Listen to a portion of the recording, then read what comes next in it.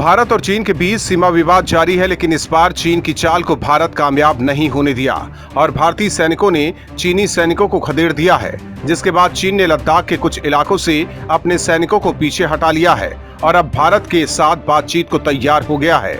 चीन का ये हृदय परिवर्तन यूं ही नहीं हुआ है। भारत की अचूक रणनीति ने उसे अपने कदम वापस खींचने को मजबूर किया है।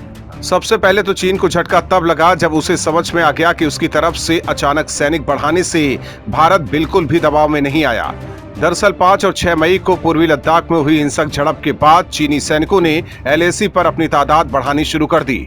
उसे लगा कि बहुत तेजी से बड़ी संख्या में LAC की तरफ आती चीनी सैनिकों को देखकर भारतीय सैनिक हक्का बक्का रह जाएंगे और दबाव में आकर पीछे हट जाएंगे, लेकिन ऐसा नहीं हुआ और भारत ने भी तुरंत चीन के मुकाबले कुछ ज्यादा संख्या में ही सैनिकों को LAC की तरफ मूव कर दिया। इस दौरान दोनों तरफ के सैनिकों में किसी ने LAC नहीं लांघी। चीन अपने सीमा में रहकर ही भारत को ललकारता रहा। 8 मई को जब चीन ने अपने इलाके में सैनिकों और युद्ध सामग्रियों का जमावड़ा शुरू किया तो राष्ट्रीय सुरक्षा सलाहकार अजीत डोभाल ने चीन के विशेष प्रतिनिधि यांग जीची से बात की और दोनों ने अपने अपने सैनिकों को माहौल में नरमी लाने का निर्देश दिए जाने पर सहमति जताई। डोभाल के निर्देश पर भारतीय सैनिकों का जमावड़ा तब तक रुका रहा जब तक कि फिंगर 4 और फिंगर 8 के पास चीनी सैनिकों की संख्या नहीं बढ़ने लगी। भारत ने अपने सर्विलांस सिस्टम के जरिए चीनी गतिविधियों पर नजर बनाए रखा।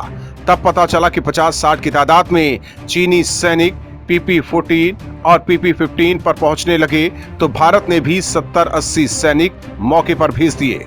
इसी तरह दूसरे इलाकों में चीन की बराबरी के सैनिक, युद्ध सामग्री और भारी वाहनों की तैनाती होती रही। चीन को भारत ने ईंट का जवाब पत्थर से दिया। अब चीन अपने सैनिकों, वाहनों और हथियारों को लेकर पीछे चला गया है और भारत से बातचीत के रास्ते पर कदम बढ़ाया है। Bureau report, OMH news.